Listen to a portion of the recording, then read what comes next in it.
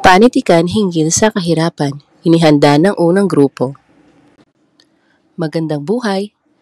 Bago tayo magsimula sa ating paksa, nais ko munang ipakilala ang aming koponan. Ako nga pala si Vernalisa Dimeacquiac. Kasama ko dito sila Hana Mentino at Joramel Urbano. Sa pagsisimula ng ating paksa, unawain muna natin ang kahirapan. Ang kahirapan ay isang pinakamalaking suliraning kinakaharap ng maraming bansa, kabilang na ang Pilipinas.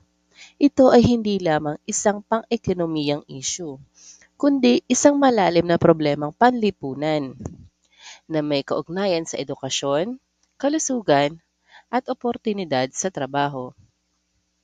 Sa pananaliksik na ito, tatalakayin natin ang kahulugan ng kahirapan, mga uri nito, mga sanhi, at epekto, gayon din ang mga posibleng solusyon upang mabawasan ang suliraning ito.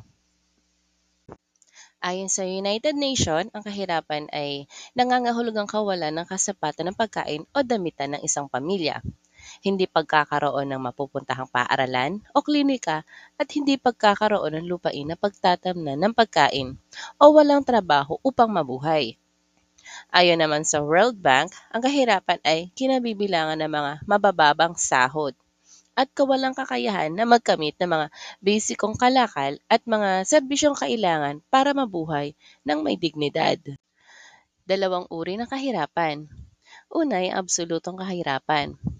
Ang absolutong kahirapan ay tumutukoy sa kalagayan ng isang tao o pamilya na walang sapat na paraan upang matustusan ang kanilang mga pangunahing pangangailangan, tulad ng pagkain, malinis na tubig, pangangailangan pangkalusugan, kasuotan at tirahan.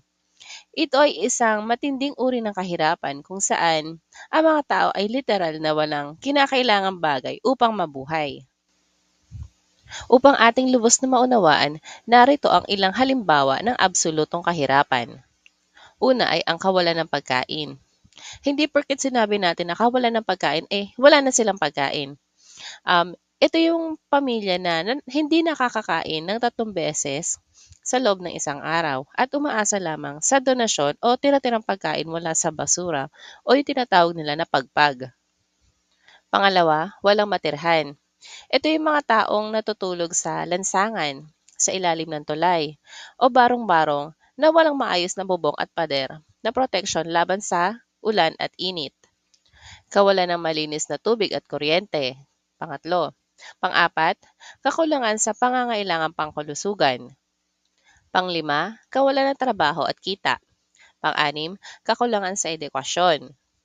At ang huli ay matinding gutom at malnutrisyon. Lahat ng ito ay halimbawa ng absolutong kahirapan, kung saan ang isang tao o pamilya ay walang akses sa pangunahing pangangailangan tulad ng pagkain, tirahan, edukasyon at serbisyong pangkalusugan. Ang pangalawang uri ng kahirapan ay ang relatibong kahirapan. Ito ay tumutukoy sa kalagayan ng isang tao o pamilya na may mas kakaunting mapagkukunan o mas mababang kita kumpara sa iba pang mga tao sa kanilang lipunan o bansa. Ang relatibong kahirapan ay nasusukat batay sa pamantayan ng pamumuhay ng isang partikular na komunidad at maaaring magbago depende sa pangkahalatang yaman ng isang bansa. Upang ating mas lalong maunawaan, narito ang ilang halimbawa ng relatibong kahirapan. Una, mababang kita kumpara sa iba. Ito ay yung tinatawag natin na below minimum wage. Pangalawa, limitadong access sa mas mataas na kalidad ng edukasyon. Pangatlo, simpleng pamumuhay kumpara sa mayayaman. Pang-apat, kawalan ng magandang oportunidad sa trabaho. Pang-5, limitadong access sa serbisyong pangkalusugan. Pang-6, hindi kayang bumili ng luho o extra needs. At ang huli ay ang limitadong transportasyon. Hindi ibig sabihin natin na limitadong transportasyon ay hindi na tayo makakasakay sa mga kung ano-anong transportasyon. Ito ang ibig sabihin nito ay sariling sasakyan, sariling kotse o motorsiklo. Ang relatibong kahirapan ay hindi nangangahulugang na lubos ang kawalan ng pangunahing pangangailangan tulad ng pagkain at tirahan, kundi ang pagkakaroon ng mas kaunting oportunidad at mas mababang antas ng pamumuhay kumpara sa iba sa parehong lipunan. Sino nga ba ang maituturing na mahirap? Ang isang individual o pamilya ay tinuturing na mahirap kung ang kanilang kita ay mas mababa kaysa sa poverty threshold. Ito ay ang minimum na kita na kinakailangan ng isang individual o pamilya upang matugunan ang pangunahing pangangailangan gaya ng pagkain, edukasyon, tirahan, pangkulusugan, damit, ilaw, tubig, bahay, transportasyon, komunikasyon, at iba pang pangunahing pangangailangan. Halimbawa, sa Pilipinas, ayon sa datos ng PSA, kung ang isang pamilya ay may 5 miyembro at meron silang buwanang kita na mas mababa sa 12,000, sila ay matuturing na mahirap dahil hindi ito sapat para sa kanilang pangunahing pangangailangan.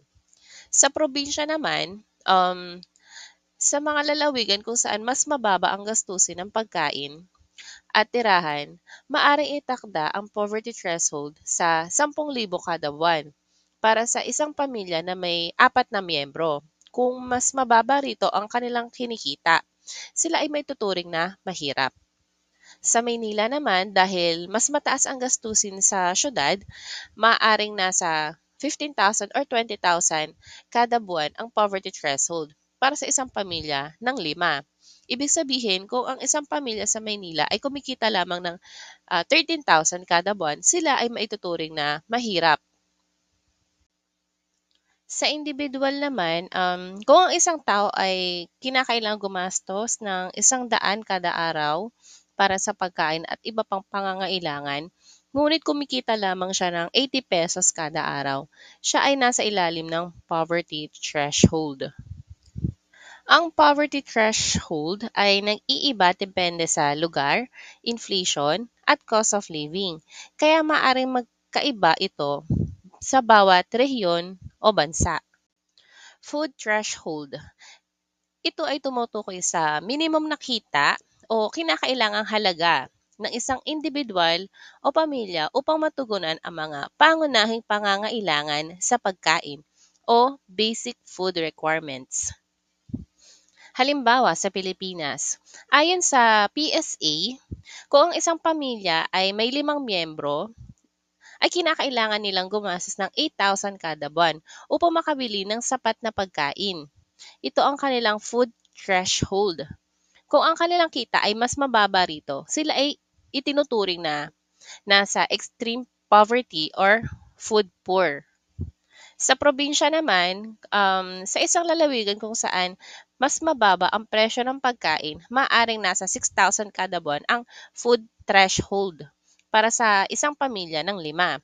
Kung ang isang pamilya ay kumikita lamang ng 5,500 kada buwan, hindi nila kayang tugunan ang mga pangunahing pangangailangan sa pagkain. Sa Maynila naman, dahil mas mataas ang presyo ng pagkain doon sa lungsod, maaring umabot sa 10,000 kada buwan ang food threshold para sa isang pamilya na may 5 miyembro. Kung ang kanilang kita ay nasa 9,000 lang o mas mababa, sila ay itinuturing na food poor.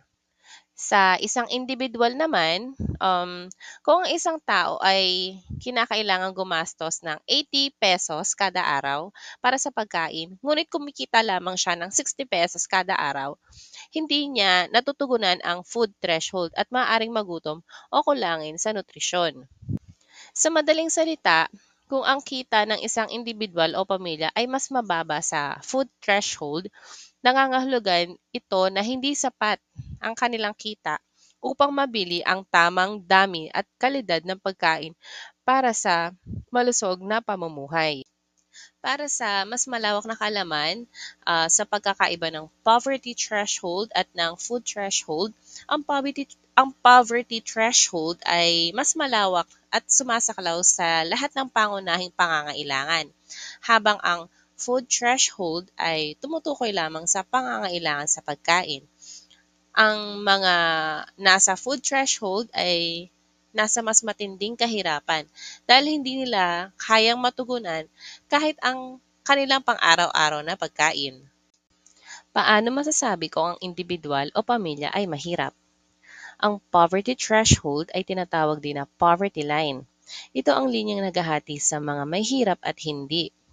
Kung ang kita ng bawat tao ay mas mababa sa linyang ito, hindi siya tinatawag na mahirap o may salat na kita upang matustusan ang mga pangangailangan sa pagkain at iba pang pangunahing pangangailangan.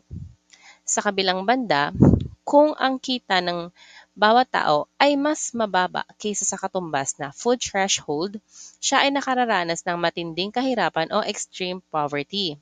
Sila din ang tinatawag na food poor or may salat na kita upang matugunan kahit ang pangunahing pangangailangan para sa pagkain.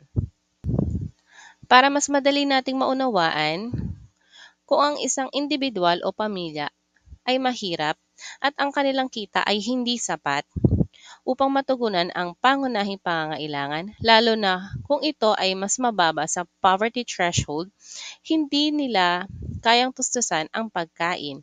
Sila ay nasa extreme poverty o food poor. Mga pamamaraan upang matukoy ang mga mahihirap ayon sa Philippine Statistics Authority o PSA. Upang matukoy kung ang isang pamilya ay mahirap, ginagamit ng PSA ang mga sumusunod na pamamaraan. Una dito ay ang food bundles o food basket approach. Dito sinusuri ang pang-araw-araw na pagkain kinakain ng mga pamilya sa bawat probinsya batay sa pinakamurang presyo. Ang sunod naman ay ang presyo ng pagkain. Dito kinakalkula ang halaga ng pagkain sa isang food bundle upang malaman kung sapat ang kita ng isang pamilya para sa kanilang pangangailangan sa nutrisyon.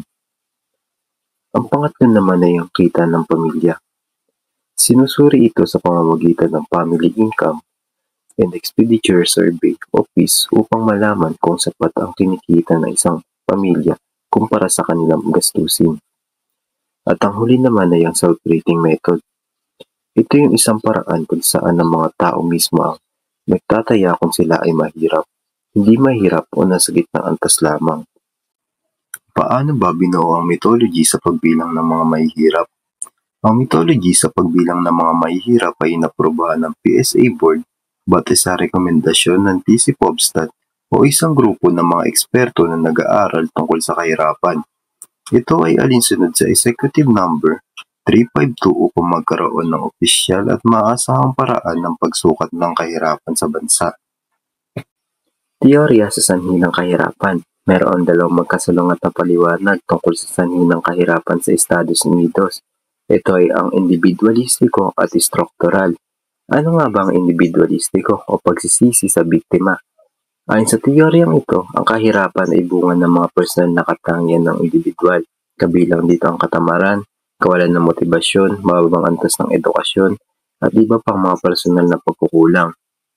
Dito, ang responsibilidad ay nakatuon sa individual kaysa sa lipunan o sistema. Ano naman ang struktural o pagsisisi sa sistema? Ang pananaw naman dito ay batay sa teorya ng alitan na nagsasabing ang kahirapan ay resulta ng sistematikong problema sa lipunan. Kasama rito ang kawalan ng pantay ng oportunidad, kawalan ng trabaho, diskriminasyon batay sa lahi, etnisidad, at iba pa. Ang teoryang ito ay tumutukoy na ang kahirapan ay dulot ng hadlang sa struktural ng lipunan kaysa sa pagkukulang ng individual. Sa madaling salita, ang individualistiko ay nakatuon sa personal na pananagutan, tapos ang struktural naman ay nakatuon sa mga problema ng sistema at lipunan na nagdudulot ng kahirapan. Ilan sa sanhi ng kahirapan. Una rito, ang katamaran. Ang katamaran ay itinuturong isa sa sanhi ng kahirapan dahil maraming trabaho ang nakalaan. May mga tao na hindi nagtatrabaho o nagiging mapili. Ang kawalan ng sipag o pagtanggi sa trabaho ay nakakita bilang dahilan kung bakit maraming nanatiling mahirap. Ang pangalawa naman ay kakulangan sa edukasyon. Ang kakulangan sa edukasyon ay nagdudulot ng kahirapan. dahil maraming Pilipino ang hindi nakapagtapos ng pag-aaral kaya nahihirapan sila makahanap ng maayos na trabaho. Ang mababang edukasyon ay naglilimita sa kanilang mga oportunidad at kita. Ang pangatlo naman ay korupsyon. Ang korupsyon ay isa sa pangunahing sanhi ng kahirapan dahil ang pagnanakaw o pangungurakot sa kaban ng bayan ay naglilimita sa pondo para sa mga serbisyong pampubliko at proyekto na dapat sana makatulong sa pag-angat ng kabuhayan ng bansa. Ang pang-apat naman ay populasyon. Ang paglobo ng populasyon ay sanhi ng kahirapan dahil mas maraming tao ang nangangailangan ng limitadong pera at trabaho. Kaya nahihirapan ang gobyerno na tugunan ang pangailangan ng lahat. At ang panglima naman ay kawalan ng disiplina. Ang kawalan ng disiplina ay isa rin sa nagdudulot ng kahirapan dahil ang hindi pagsunod sa mga batas at kawalan ng respeto sa otoridad ay nagreresulta sa kaguluhan at kawalan ng kaayusan sa lipunan. Narito naman ang ilan sa mga epekto ng kahirapan. Una na rito ang panginumangsa ng maraming Pilipino dahil bukod sa liit ng sahod na kanilang natatanggap, meron ding mga tao sa gobyerno na nagnanakaw ng kaban ng bayan dahilan upang hindi mabigay ng sapat yung sahod at benepisyo na para sa mga manggagawa. Sunod dito ang maagang pagbubuntis ng mga kabataan. Tulad ng nabanggit ko kanina, ito ang isa sa pangunahing dahilan ng paglobo o tuloy ang pagdami ng populasyon kung kaya't naapektuhan din yung pamumuhay ng ilan dahil sa kakulangan ng kaalaman patungkol sa family planning. Pangatlo, ang matinding gutom na nararanasan ng maraming pamilyang Pilipino, lalo na ang mga kabataan dahil sa kakulangan ng supply o suporta, hindi sapat na resources o sahod upang mapakain ng kanilang mga pamilya. Pangapat ay ang gulo at ang panglima naman ay kawalan ng trabaho. Kung saan maraming Pilipino rin ang walang trabaho dahil nga sa iba't ibang dahilan tulad ng katamaran, yung mga nabanggit ko kanina, yung mga level ng edukasyon, mga hindi nakapagtapos ng kolehiyo o hindi nakatapak ng kolehiyo or wala talagang kakayahang makapaghanap trabaho. At ang pinakahuli ay ang mga solusyon sa kahirapan. Isang solusyon sa kahirapan ay ang bilang ng magiging anak ay dapat ibatay sa kinikita o kakayahang buhay nito. Sinasabi lamang ito na dapat ang bawat individual ay may kaalaman o may sapat na kaalaman patungkol sa family planning dahil mas makakatulong ito upang mabawasan ang tuluyang pagdami ng populasyon at nagdudulot ng labis na kahirapan sa bansa. At ang huli ay nararapat na bawat tao ay mag-aral hanggang sa makapagtapos ng isang kurso. Ang ibig sabihin lang nito ay dapat na magtiyaga sa pag-aaral upang makapagtapos at magkaroon ng maganda at marangal na trabaho kung saan mas mabubuhay tayo ng maginhawa at mapigilan ang kahirapan na nangyayari sa ating bansa. Sa pagtatapos ng ating talakayan, nais muna namin kayong bahagian ng isang maikling kwento na naglalarawan sa buhay ng kahirapan. Ang pamagat ng kwentong ito ay Ang Kalupi ni Benjamin Pascual. Ang Kalupi.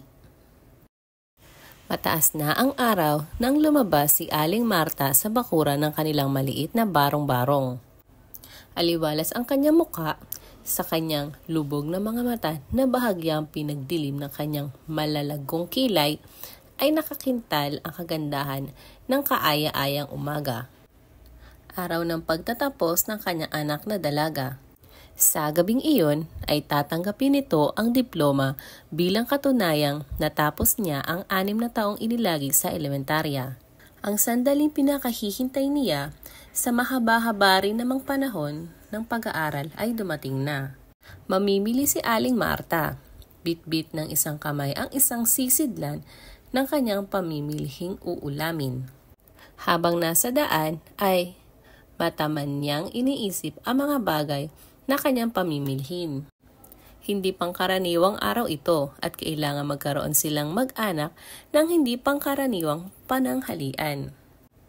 Bibili siya ng isang matabang manok, 1 kilong baboy, gulay na panahog, at 2 piling saging. Mag-iikasiyam na nang dumating siya at ang palengke ay siksikan. Nang dumating siya sa gitnang pasilyo at umakmang hahakbang papasok, ay siyang paglabas na humahangos na batang lalaki. At ang kanilang pagbabangga ay muntik na niyang ikabuwal. Ang siko ng bata ay tumama sa kanyang dibdib. Ano ka ba? Kay-skip na nga ng daraanan ay patakbo ka pa kung lumabas. Ang bata ay nakapantalon ng maruming maong at nakasuot ng libaging kamiseta na ikinalitaw ng kanyang butuhin at maruming dibdib. Natiyak ni Aling Marta na ang bata ay anak mahirap. Pasensya na po kayo, Ali. Hawak nito ang isang maliit na bangus. Ang bata ay takot na nakatingin sa kanya. Hindi ko sinasadya. Nagmamadali ho ako eh. Pasensya? Kung lahat ng kawalang ingat mo'y pagpapasensyahan ang pagpapasensyahan, ay makakapatay ka na ng tao. Marahas ang kanyang pagkakasalita sa bata. Agad siyang tumalikod at tuloy-tuloy na pumasok. Dumating siya sa tindahan ng mga tuyong paninda at bumili ng ilang kartong mantika. Pagkaraan ay dumukot sa bulsa upang magbayad. Saglit na nangulimlim ang kanyang muka nang wala ang kanyang kalupi. Napansin ng kaharap ang kanyang anyo. Bakit ho?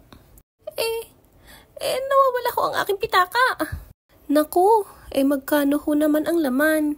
110 piso ho. Nanatili siya sa pagkakatayo ng ilang saglit, nag-iisip ng mga nakaraang pangyayari. Maya-maya ay parang kidlat na gumuhit sa kanyang alaala ang gusgusing batang kanyang nakabangga. Dali-dali siyang tumalikod at patakbong hinanap ang bata. Sa labas, sa harap ng palengke ay nakatayo ang bata sa harap ng isang bilao ng kangkong. Maliksi siyang lumapit at binatak ang bata sa leeg. Nakita rin kita! Ikaw ang dumukot sa pitaka ko, ano? Huwag kang magkakaila. Ano hong pitaka? Wala ho akong kinukuha sa inyong pitaka. Anong wala? Ikaw nga ang dumukot ang pitaka ko at wala nang iba. Kunwari pa'y binangga mo ko kanina? Ano, ha? Magaling! Magaling ang sistema ninyong iyan. Kikita nga kayo rito sa palengke. Marami nang nakapaligid sa kanila. Mga batang nagtitinda, lalaki at babaeng namimili. Hinigpitan ni Aling Marta ang pagkakahawak sa leeg ng bata at ito'y pilit iniharap sa karamihan. Halika! Sumama ka sa akin!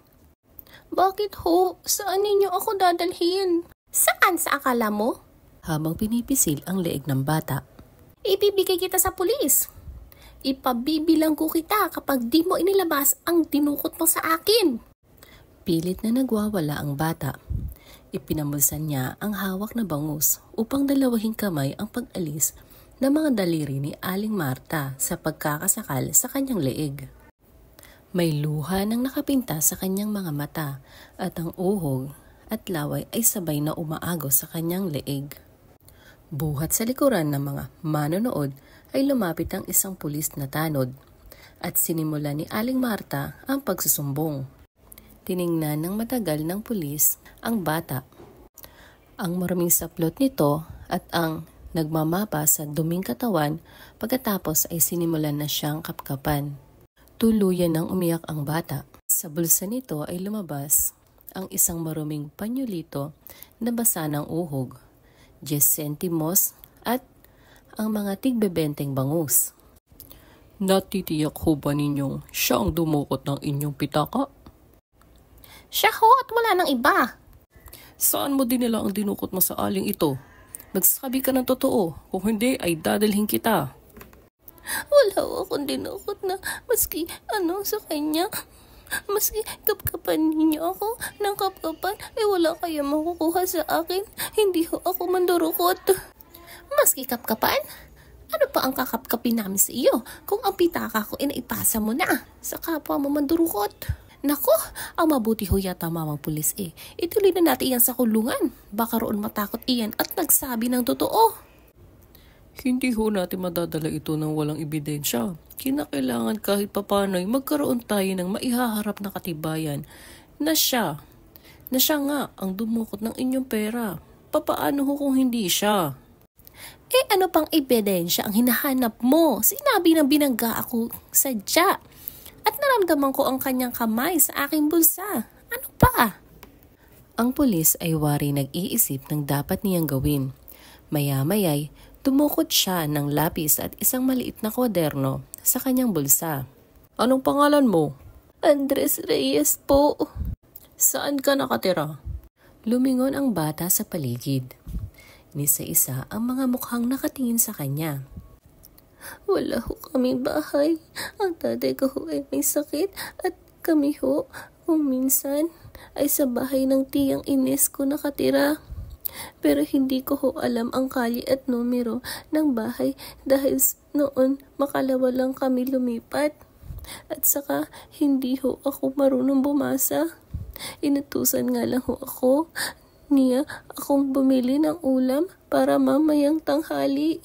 Dumarami na ang mga tao sa kanilang paligid. Ang mabuti ho yata dalhin na natin yan kung dadalhin. Pinagkakaguluhan lamang yata tayo ng mga tao rito at wala namang nangyayari. Kung hindi mo naman kaya sabihin mo lang at tatawag ako ng ibang pulis. Hirap sa inyo ay sabad kayo ng sabad. Bueno, kung gusto ninyong dalhin ngayon din ang batang ito, pati kayo ay sasama sa akin. Doon sabihin mo ang gusto mong sabihin at doon mo gawin ang gusto mong gawin. Inakbayan niya ang bata at sa harap ng outpost huminto ang pulis. Maghintay kayo rito sandali at tatawag lang ako sa kwartel para ipahalili. Tanghali na. Ilan-ilan na lamang ang nakikita niyang pumapasok sa palengke. Iniisip niya kung ilang oras pa ang kakailanganin niyang paghahintay bago siya makauwi. Naalala niya ang kanyang anak na dalagang magtatapos at ang kanyang asawa na naiinip sa paghihintay. Sumiklab ang kanyang puot at bilang hinawakan ang bata sa isang bisig. At sa pagdidilim ng kanyang paningin ay pabalinghat niyang pinilit sa likod nito. Napahiyaw ang bata sa sakit. Ang bisig nito ay halos napaabot ni Aling Marta sa kanyang balikat sa likod. Ang kaliwang kamay ni Aling Marta ay pakabig na nakapaikot sa baba ng bata at nang mailapit sa kanyang bibig ay buong panggigigil na kinagat. Hindi niya nais tumakbo. Halos mabali ang kanyang siko. Ang nais lamang niya ay makaalpas sa matitigas na bisig ni Aling Marta. Humanap siya ng malulusutan at nang makakita ay walang lingon-lingon na tumakbo patungo sa ibayo ng maluwag na daan. Bahagya niyang narinig ang sigaw ni Aling Marta at ang sumunod na tilian ng mga babae. Bahagya na umabot sa kanyang pandinig ang malakas na busina ng ilang humahagibis na sasakyan. Sa ilang sandali ay nagdilim ang kanyang buong paligid at sa pagmulat muli ng kanyang paningin ay wala siyang nakita kundi ang kanyang lupaypay na dugo ang katawan. Hindi umimik si Aling Marta habang minamasdan ang bata.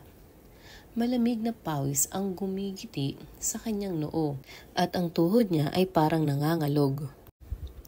Ang kalahating katawan ng bata sa dakong ibaba ay natatakpan ng dyaryo at ang gulanit niyang kasuotan ay tuluyan ang nawala sa kanyang katawan. Maikling sandali pa, pagdating ng pulis ay pumaling nagmulat ang bata ng paningin at ang mga mata ay nakatitig sa maputlang mukha ni Aling Marta. Maski kapkapan ninyo ako, wala kayong makukuha sa akin. Hindi ko kinuha ang inyong pitaka. Ilang sandali pa ay lumungay-ngay na ang ulo nito at nang pulsuhan ng isang naroroon ay marahan itong napailing. Patay na ang bata. Na ang dumukot ng pera ninyo. Siguro'y matutuwa na kayo niyan. Sa palagay kaya ninyo'y may sasagutin ako sa nangyari? Wala naman. Sa palagay ko, kung may sasagot dyan, ay walang iba kundi ang pobreng tsuper. Wala rin kayong sasagutin sa pagpapalibing. Tsuper na rin ang mananagot niyan. Umalis si Aling Marta na tuwid ang tingin lumalayo sa karamihan. Para pa siyang nangihina at gulong-gulo ang kanyang isipan. Biglang naalala niya ang kanyang anak na gagraduate. Ang ulam na dapat niyang iuwi na at ang nananalim, nangungutyang mga mata ng kanyang asawa sa sandaling malaman nito ang pagkawala ng pera. Katakot-takot na gulo at kahihiyan sa kaloob-looban ni Aling Marta. At hindi sinasadya ay muling bumaling sa bangkay ng bata na natatakpan ng dyaryo na siyang pinagmula ng lahat. Kung hindi sana sa tinamaan na lintik na iyon, ay hindi ako makakasuot sa suliraning ito. Mabuti nga sa kanya. Kinakailangan niyang kumilos, umisip ng paraan. Makailang kahit papaano'y makapag-uwi siya ng ulam na pananghalian. Kaya nangutang siya ng pera sa tindahan ni Aling Godang. Tanghali na nang siya ay umuwi. Sa daan pa lamang ay natanaw niya ang kanyang anak na dalaga na nakapamintana sa kanilang barong-barong. Nakangiti ito at siya ay minasdan. Ngunit nang malapit na siya at nakita, ang dala ay napangunot noo. Lumingon sa loob ng kabahayan at may tinawag. Sumungaw ang payat na mukha ng kanyang asawa. Saan ka kumuha ng ipinamili mo niyan, nanay? Saan pa ba kundi sa aking pitaka? Ngunit Marta, ang pitaka mo inaiwan mo. Kaninang bago ko umalis ay kinuha ko iyon sa bulsa ng iyong bestidang nakasabit at kumuha ako ng pambili ng tabako. Pero nakalimutan kong isauli. Saan ka ba kumuha ng ipinamili mo niyan? Biglang-bigla, nagbalik sa gunita ni Aling Marta ang larawan ng isang batang payat, duguan ang katawan at natatakpan ng dyaryo. At para niyang narinig ang mahina at gumagaralgal na tinig nito. Maski kapkapan ninyo ako, wala kayong makukuha sa akin. Saglit siyang natigilan sa pagpanhik sa hagdan. Para siyang pinangangapusan ng hininga at sa palagay ba niya ay umiikot ang buong paligid. At bago siya tuluyang mawala ng ulirat, ay wala siyang narinig kundi ang papanaog na yabag ng kanyang asawa at anak. At ang papalapit at lumalagabong salitang, Bakit kaya? Bakit kaya? Si Benjamin Pascual ay isang kilalang manunulat sa Pilipinas, partikular na sa larangan ng maikling kwento. Isa sa kanyang pinakatanyag na akda ay ang Landas sa Bahaghari. Isang kwentong na nagpapakita ng realidad sa buhay sa lipunan. Si Pascual ay nakilala sa kanyang makulay at realistang pagsusulat na madalas ay may temang panlipunan. Malinaw niyang nailalarawan ang mga karanasan ng karaniwang tao, lalo na ang mga nasa laylayan ng lipunan. Bukod sa pagiging manunulat, siya rin ay naging editor at tagapagsalin. Bagamat hindi gaanong maraming detalyeng makikita tungkol sa kanyang personal na buhay, malinaw ang kanyang mga akda ay nagkaroon ng maikling impluwensya sa panitikang Pilipino. Batay sa ating napanood, ano nga bang aral ang makukuha natin sa kwentong Ang Kalupi? Una ay huwag agad humusga sa panlabas na anyo. Ipinapakita nito na hindi dapat tayo basta-basta humatol sa tao batay lamang sa kanilang itsura o estado sa buhay. Mahalaga rin ang pagiging patas sa paghusga sa kapwa. Hindi dapat pinapairal ang galit o hinala ng walang matibay na ebidensya. Dahil sa maling paratang, nagkaroon ng hindi magandang bunga ang akusasyon laban sa bata. Ipinapakita nito kung paano maaaring magdulot ng pinsala sa ating mga pagkakamali sa paghusga. Dapat din nating isipin ng mabuti ang ating mga kilos at pananalita dahil maaaring makaapekto ito sa ibang tao sa paraang hindi nating inaasahan. At ang huli sa lahat, dapat matuto tayo magpahalaga, magpakumbaba at pagtanggap ng pagkakamali. Ang kwentong ito ay isang paalala sa atin na maging makatao, mag-ingat sa ating paghatol, at huwag basta-basta magpapadala sa galit o hinala ng walang sapat na batayan.